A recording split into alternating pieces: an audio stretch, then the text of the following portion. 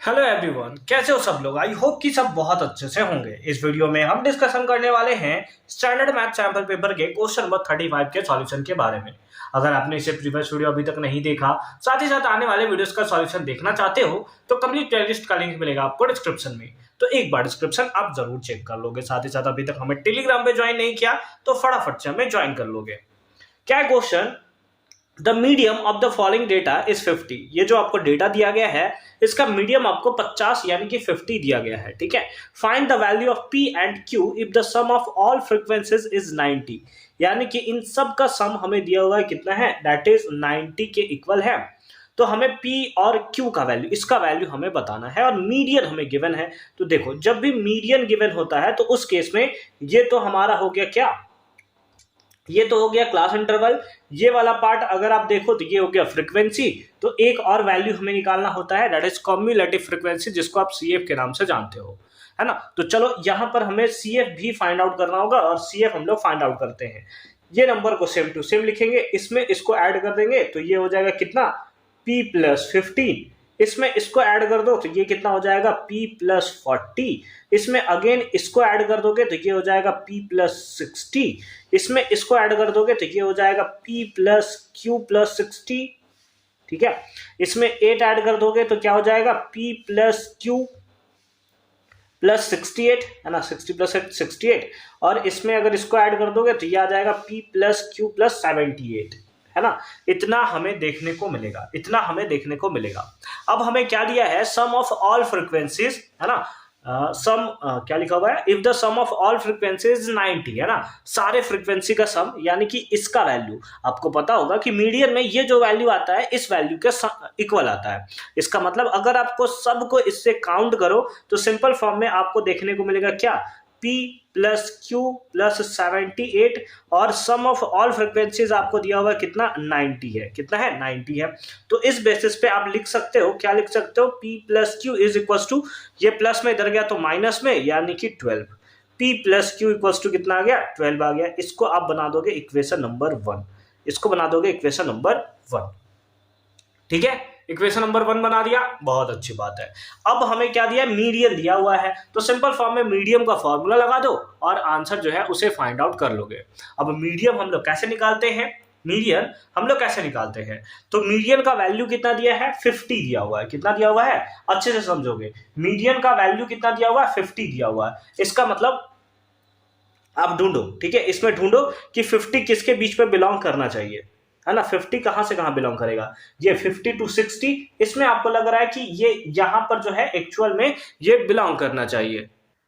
अब आप इसमें बोलोगे नहीं सर, 50 तो इसमें भी बिलोंग कर रहा है तो इसमें भी होना चाहिए। देखो 40 to 50 है, इसका मतलब ये कहीं ना कहीं 50 से छोटा है ना। 40 to 50 यानी कि 50 इंक्लूड नीचे वाले टर्म्स में होता है। ठीक है, तो इसको आप एज क्या ले लोगे, इसको 1 2 3 4, है ना, 1 1 2 3 4। ठीक है, इसको आप ले लोगे मीडियन क्लास। क्या ले लोगे, मीडियन क्लास। ये आपका हो जाएगा F, और इसके ऊपर वाला वैल्यू क्या हो जाएगा, ये हो जाएगा आपका CF, है ना। ये क्या हो जाएगा, CF हो जाएगा। ठीक है, आ जाओ, मीडियन का फॉर्मूला लगा दो। मीडियन का फॉर्मूला क्या होगा, मीडियन इक्वल्स टू, फॉर्मूला क्या होता है, दैट इज L+N/2, है ना। L+N/2 माइनस CF/F इंटू का H, इंटू का कितना, H। ठीक है, तो आ जाओ, इस बेसिस पे आप सारा का सारा वैल्यू जो है उसे फाइंड आउट कर सकते हो कि कितना इसका वैल्यू जो है वो होना चाहिए। ठीक है, चलो एल का वैल्यू कितना है, ये देखो, ये होता है लोअर लिमिट और ये होता है अपर लिमिट। तो एल का वैल्यू यहां पर कितना होगा, 50 होगा। तो सिंपल फॉर्म में लिख दोगे 50 प्लस N/2। एन का वैल्यू कितना है, ये होता है एन का वैल्यू।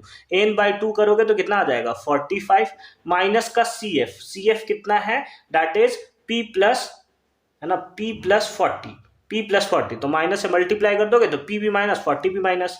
तो यहां पर हम लोग लिख सकते हैं क्या, P-40 डिवाइडेड बाई F, है ना, डिवाइड बाई F का वैल्यू कितना है, दैट इज 20 इंटू का कितना H, दोनों के बीच का हाइट कितना है, 10 का, तो बस लिख दिया 10। 0 से 0 मर गया, है ना। और मीडियन, मीडियन का वैल्यू आपको पता है, मीडियन का वैल्यू आपको पता है, मीडियन कितना दिया 50 दिया है, तो यहाँ पर आप पुट कर सकते हो कितना 50, कितना पुट कर सकते हो 50 पुट कर सकते हो, है ना। अब ये प्लस में इधर आया तो माइनस में, तो ये तो हमारा कैंसिल हो गया, है ना।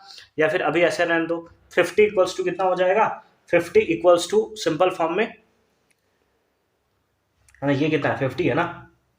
चलो ठीक है, इसको माइनस कर ही दिया जाए, माइनस कर ही देते हैं, इधर माइनस में आ गया तो कितना हो गया 0 इज इक्वल्स टू, ऊपर माइनस कर दोगे, ऊपर माइनस कर दोगे तो कितना आ जाएगा, दैट इज -p और +4, है ना, +5, है ना, यही होगा ना 45, हाँ बिल्कुल ठीक है, -p और डिवाइडेड बाई कितना 2, क्रॉस मल्टीप्लाई कर दो, p का वैल्यू निकल जाएगा, तो ये हो जाएगा -p +5 इक्वल्स टू कितना 0। तो उस बेसिस पे p का वैल्यू कितना आया, p का वैल्यू हमें देखने को मिलेगा 5, p का वैल्यू देखने को मिलेगा कितना 5 हमें देखने को मिलेगा। अब क्योंकि p का वैल्यू 5 आया और p प्लस q कितना है 12 के इक्वल है, तो q का वैल्यू कितना होगा, ये प्लस में इधर गया तो माइनस में, तो इसका मतलब q का वैल्यू कितना आएगा 7 आएगा, q का वैल्यू कितना आ जाएगा बताओ 7 हमें देखने को यहाँ पर मिलने वाला है। तो p का वैल्यू आया 5 और q का वैल्यू कितना आया 7, और ये हमें इसका राइट आंसर जो है वो देखने को मिलेगा। फर्स्ट वाला पार्ट तो यहां तक कंप्लीट होता है, लेकिन आगे भी दिया था also find the mode of the data, है ना, यानी कि इसमें हमें मोड ऑफ द डेटा भी बताना है कि मोड हमें कितना देखने को मिलेगा। ये तो और दिक्कत है सर, मोड कैसे फाइंड आउट किया जाए सर। ठीक है, अब चलो p और q का वैल्यू आपको फाइंड आउट हो चुका है, p के प्लेस पे हम लोग यहाँ पर वैल्यू पुट कर सकते हैं 5, और q का वैल्यू आपको पता चल चुका है, q के प्लेस पे वैल्यू पुट कर सकते हैं कितना 7, q के प्लेस पे कितना कर दिया 7। अब इसको मिटा दिया जाए, स्क्रीनशॉट आप इसका ले लोगे, ठीक है। चलो अच्छी बात है, अच्छी बात है। CF का तो ऐसा कोई जरूरत है नहीं, ठीक है, CF का तो ऐसा कोई जरूरत है नहीं, इसको हम लोग ऐसे मिटा देते हैं। ये हमारा मीडियम क्लास था, हो सकता है कि मॉडल क्लास हमारा चेंज हो जाए, ठीक है, हो सकता है कि मॉडल क्लास हमारा चेंज हो जाए, ठीक है। इस सबको मिटा दो, इस सबको मिटा दो, ये कितना था 50 और ये कितना था 60, ठीक है, अच्छी बात है। CF को मिटा दे, CF CF CF CF CF CF, चलो CF निकल ले भाई तू। चलो अब देखते हैं, अब आ जाओ, अब आ जाओ। अब हमें क्या निकालना है, मोड निकालना है। मोड के लिए हमें सबसे पहले f निकालना पड़ता है, और f क्या होता है, highest frequency.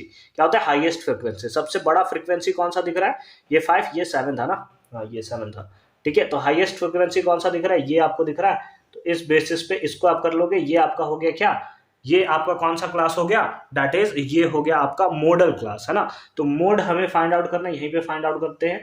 Mode equals to, formula क्या होता है, फॉर्मूला आपको याद होना चाहिए, that is L plus F1 minus F0 divided by 2F1 minus F0 minus F2 into का H, इंटू का कितना H, ठीक है।